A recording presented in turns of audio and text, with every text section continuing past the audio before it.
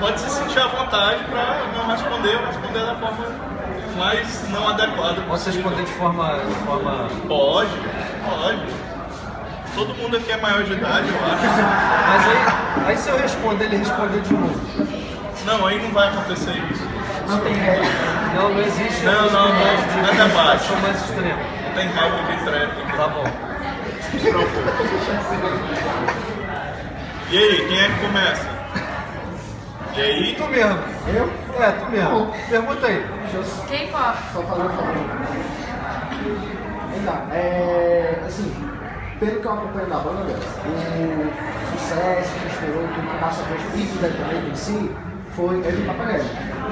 E assim, queria saber como foi que surgiu aquela música? Sim, de onde tu tirou, como foi a ideia pra fazer um novo Quero Escuto? Lá perto da MTV tem um sebo, não sei como é que chamam aqui. Sebo. É sebo mesmo. Tinha um sebo que a gente ia muito lá, tinha vinis velhos, assim, livros. E o nome do sebo é Papagaio.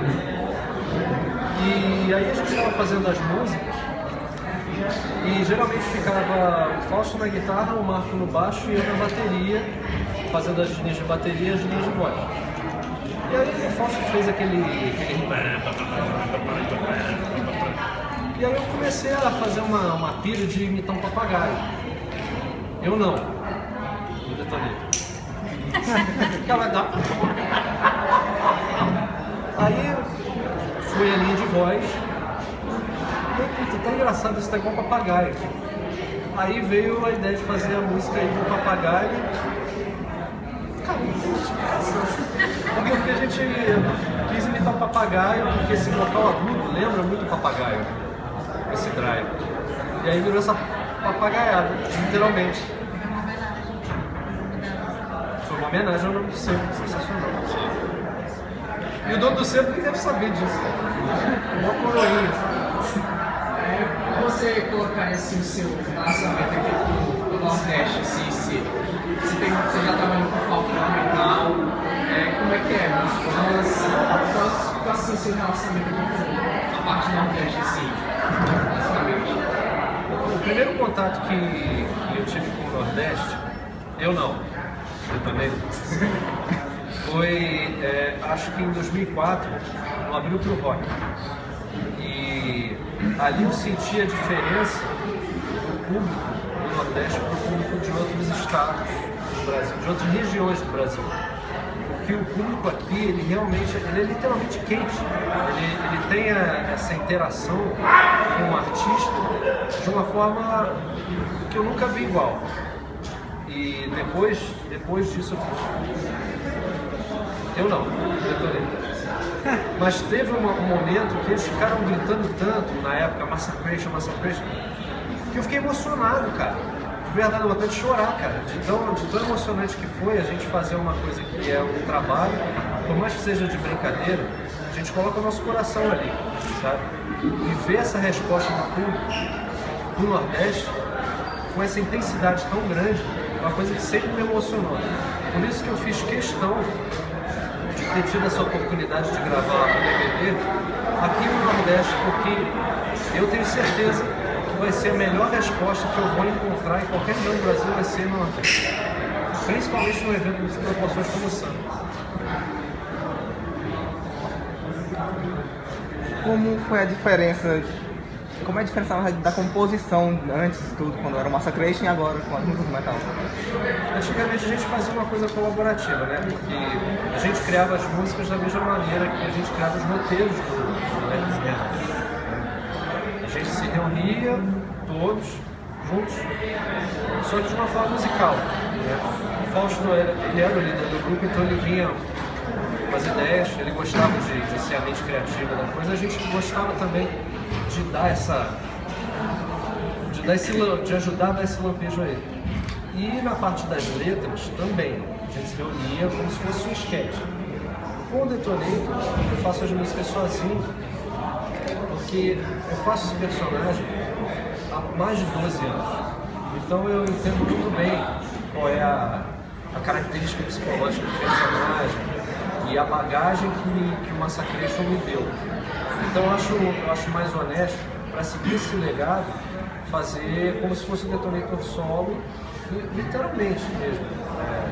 Como se fosse um pouquinho que eu trago do Hermes e Renato pro detonator, uma coisa que eu faço mais solitariamente.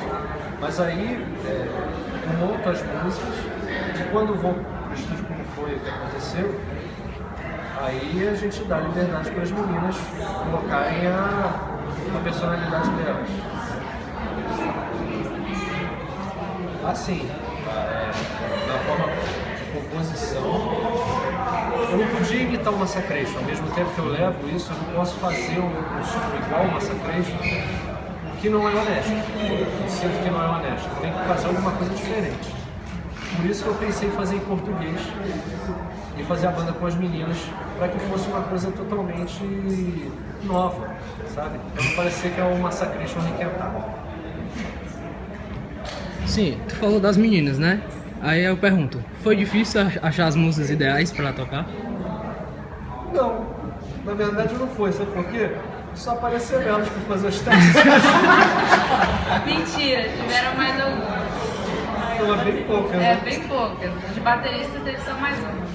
Não, não teve não. Aquela do Paraná. Não foi. Não aconteceu. Ele não considerou. Não considerei. Porque quando eu comecei a fazer a promoção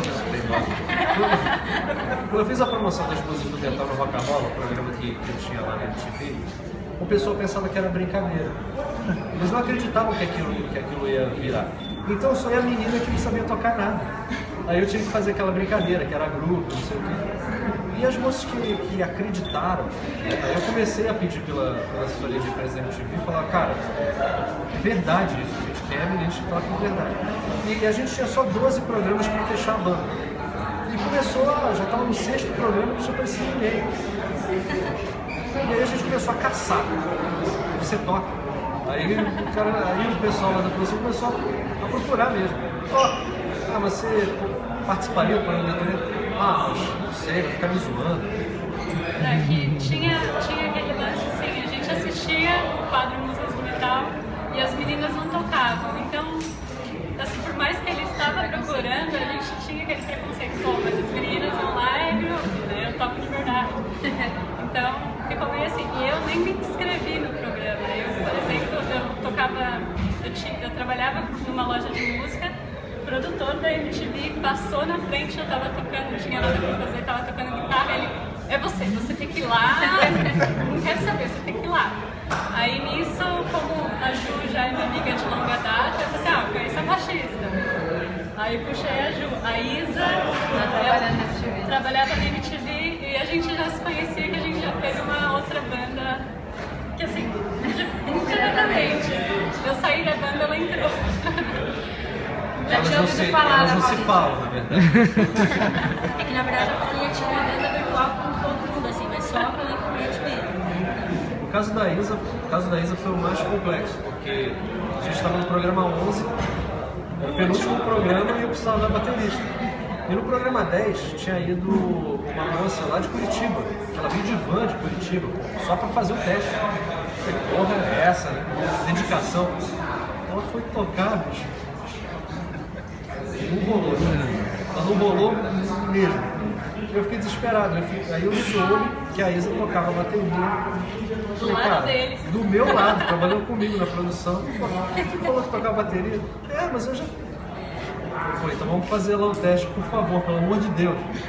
E aí ela foi, fez e graças a Deus rolou muito bem. A Isa é uma das... A Isa é a baterista feminina que toca com maior paixão, Na minha com maior opinião, intensidade é a que eu conheço. Também acho. Deixa eu me dar aquele 50. A gente combinou ali atrás. Mas é- foi um prazer, eu estava trabalhando na MTV e tive a sorte de ter ele como jurado no programa que eu produzia. E aí a gente trocou uma ideia e fiz o teste e depois disso voltei a fazer aula de bateria, fiquei toda empolgada, deu uma chance muito grande pra mim, foi muito legal. E para quem tiver a oportunidade de acompanhar amanhã a gravação do DVD, vocês vão ver que ela bate doído, ela bate mais forte que muito homem. Já Pegada, né? Aproveitando, Adoro quebrar bateria. todo mundo pergunta pra mim, quando você foi fazer o teste lá no programa, como que era, né? Eu cheguei muito assim, ó, eu não faço isso, não vou pro cantinho, não vou fazer nada. Que era uma brincadeira, porque já que as meninas não tocavam nada, eu tive que criar uma situação. Claro, você não toca nada, então vai pro cantinho. Era a parte humorística do negócio que, se tu não é música metal, vai ser grupo de detonator. E quando elas começaram a vir tocando, aí virou outra piada. Porque aí elas tocavam, aí o detonator virava, então, tudo bem que você toca, mas vamos ali pro cantinho? Não. Não, vai pro cantinho. Tem que ir pro cantinho comigo. Não, eu começava a chorar. Mesmo a gente tinha aquele receio de, tipo, pô, o cara vai aloprar a gente demais, vai zoar. E agora? Tipo, será que ele vai meter o pé na porta e... Porque o pessoal acaba confundindo vários estilos de humor. O humor do pânico, que é um humor assim que utiliza a vítima como escada para fazer a piada em cima dela. A minha escola de humor é totalmente diferente disso. A escola da Hermes e Renato, a gente mesmo utiliza a nossa própria imagem para fazer uma caricatura de si próprio. Se você quer fazer graça, faça consigo mesmo. Vamos rir juntos, vamos rir dos outros. Mas isso, o pessoal, por causa de vários programas humorísticos que usam esse humor covarde, elas acham que todo humorista faz isso. Tanto elas quanto convidados que iam no programa achavam, você vai me zoar. De jeito nenhum. A proposta é a gente rir juntos. E não era nada combinado. E daí deu super certo depois disso. E hoje em dia, como é o relacionamento de vocês? A gente se ama muito. Faz bacanal. A gente sempre teve um relacionamento hiper respeitoso, hiper profissional e ao mesmo tempo de amizade, porque uma banda é uma família, né?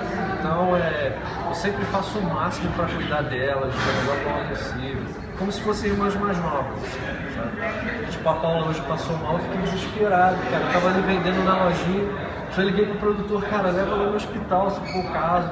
Chamou a médica e tudo, um cuidado legal, cauteloso pra caramba. Tem E a que gente ter. se adora também, convivência legal.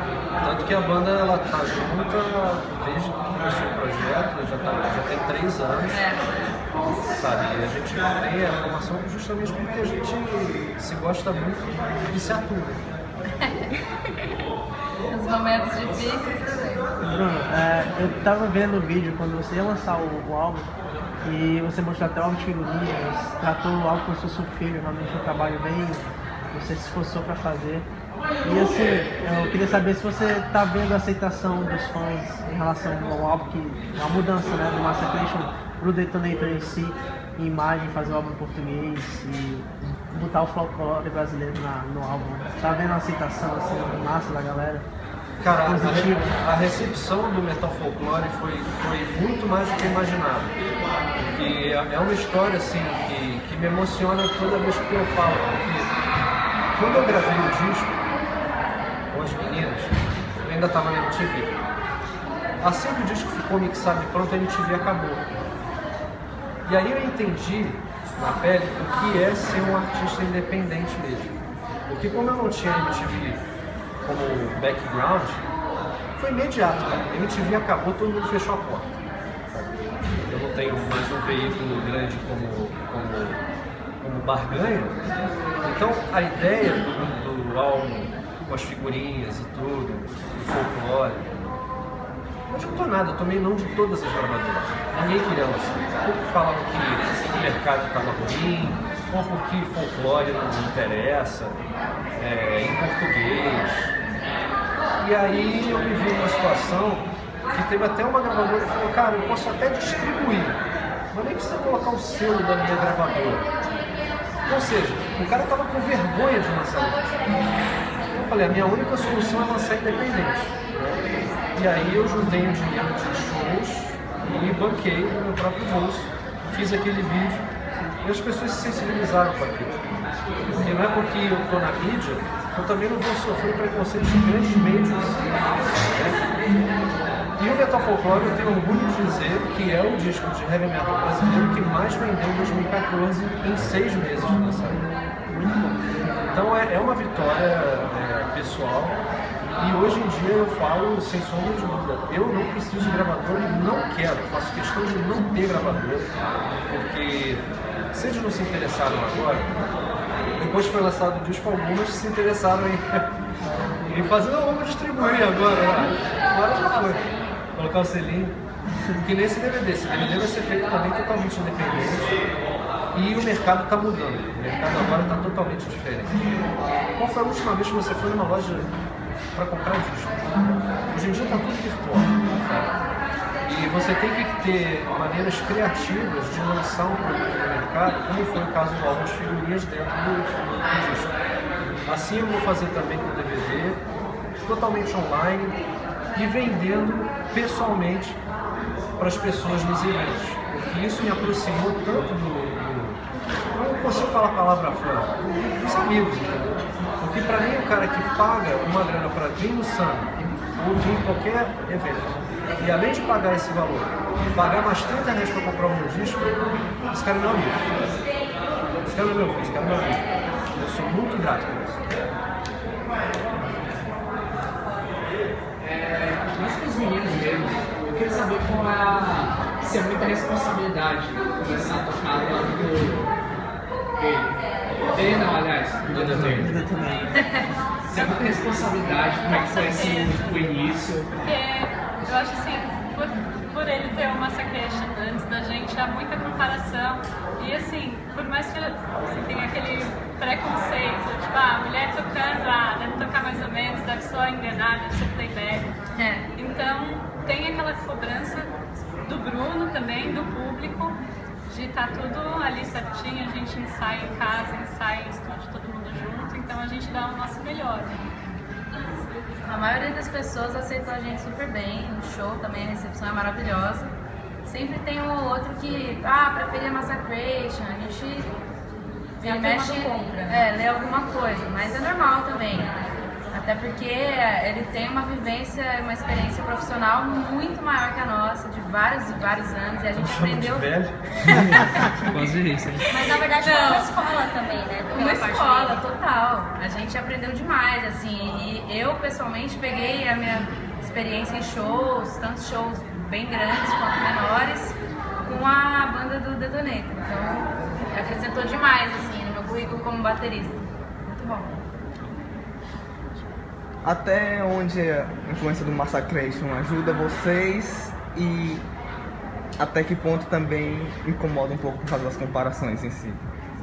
Na verdade, a gente sofria mais preconceito enquanto a gente não lançou o álbum, né?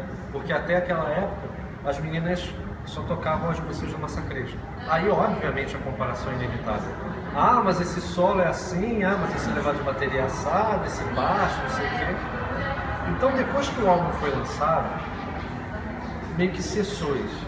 Porque aí mostrou, não, realmente estão mostrando um trabalho próprio, porque tinha essa dúvida, tudo bem, toca as músicas, quero ver lançar alguma coisa, né? Então o grande desafio foi lançar o disco. Depois que o disco foi lançado, as comparações meio que cessaram, sabe? E agora com o DVD vai ser a oportunidade da gente mostrar ao vivo o potencial dessa banda. Estou muito confiante nisso. Mas eu queria dizer que eu estava com o CE, o primeiro concerto de Massacration veio, muito feliz. E eu queria saber, o Edu Falache, que joga de banda, deu uma entrevista uma vez, bem pessimista, assim, né? Dizendo que a perspectiva do metal aqui no Brasil era terrível, que quando o Angra e o Sepultura acabassem, morria junto com eles dois. Eu queria saber a sua opinião, se você tem uma opinião na mesma linha ou mais positiva, assim, se tem filme. Porque metal aqui no Brasil não tem jeito, né? Underground, a gente sabe que a grande mídia, né, não quer. Sua opinião para isso, tem futuro, tá bom. Eu acho que poucos países no mundo colocam o heavy metal como destaque, né? No mundo inteiro o heavy metal é tirado como um estilo de nicho, né? Só que o Brasil, na minha opinião, é o maior polo do heavy metal mundial na atualidade. Tanto que todas as bandas grandes vêm pra cá e não fazem mais show só no Rio e São Paulo. Eles fazem turnê no Brasil inteiro, cara. O que vem que o Brasil hoje em dia é tipo a Meca, porque lá fora, tanto por causa da crise na Europa, como o R&B que virou febre nos Estados Unidos, o metal não tem mais vez nesses lugares, por falta de grana ou por um estilo que mudou. Então o pessoal vem muito pro Brasil e pro Japão, né? Eu sou totalmente contra essa opinião. Eu acho que o heavy metal no Brasil só não faz tanto sucesso com as bandas brasileiras porque é muito amador. As bandas brasileiras têm uma postura muito amadora. Já tem um caráter meio derrotista, falando, mas aqui brasileiro só dá atenção pra banda que vem de fora. Óbvio, a gente não tem inglês. O cara vai fazer um som em inglês muito melhor do que o cara que nasceu no Brasil mal sabe falar inglês. A quantidade de bandas que eu conheço, que o cara sabe falar uma porra de uma palavra em português e em inglês. Às vezes em português também. Que manda pra professora de inglês, que é amiga, pra traduzir a letra, pro cara cantar. Aí o cara sai daqui, vai lá pra fora, o cara não sabe pedir uma comida no McDonald's. Então eu acho que isso é uma atitude meio hipócrita. Eu acho que a postura seria buscar fazer músicas de heavy metal em português. Porque o pessoal tem um preconceito de que heavy metal em português é brega. Porque no meio dos anos 80 tinham várias bandas que cantavam em português, o Azul Limão, o Centúrias. Só que eles utilizavam temas europeus traduzidos para o português. Então soa meio esquisito tu falar da bruxa de Salem. Tem a ver com sabe? Tem a ver com o Brasil tu falar da bruxa. A bruxa de mar no fogo do metal. Pô, isso é brega pra caramba. Isso pode ficar legal em português, em inglês, na cultura britânica. Né? Aqui no Brasil a gente tem que falar sobre temas daqui. Eu acho que é isso que falta pro heavy metal no Brasil, apesar de ser de nicho, ter mais destaque. Mas é um puta polo, cara. Na verdade, a gente pergunta pra todos vocês. Quais bandas vocês acham que atualmente no Brasil fazem isso mesmo, metal folclore? Metal folclore? Além do Detonator? Eu também não conheço. Não sei. Metal. É, assim, mais puxado pra questão do folk metal, por exemplo. Que a gente tem na vertente. Eu não conheço nenhuma banda. Eu conheço bandas brasileiras que fazem som de folk metal, só que falando sobre cultura europeia. Aí não dá, né? Porque... Alguma coisa tipo Gangrena Gasosa, puxar assim. O Gangrena Gasosa é um excelente exemplo. Que aí você fala sobre Umbanda, né? Que é uma coisa da cultura. Exatamente. Tava ficando se vocês conhecessem, mas alguma banda dessa linha, de repente, Não é folk metal, mas tem o Project 46 e eles colocam muita bateria, principalmente de Olodum, de, sei lá, ritmos brasileiros dentro do metal, só que eles são uma linha mais metal, death, metalcore. Essas gerações mais novas ficaram meio com preguiça de ouvir música em inglês. Então, o que acontecia? Eles queriam ouvir música em português e rock. O que existia de rock em português? Porra, Pitty, Fresno. E o pessoal começou a ouvir isso, entendeu? E não apareceu nenhuma porra de uma banda de metal para fazer som em português. Aí apareceu o Project 46, que faz isso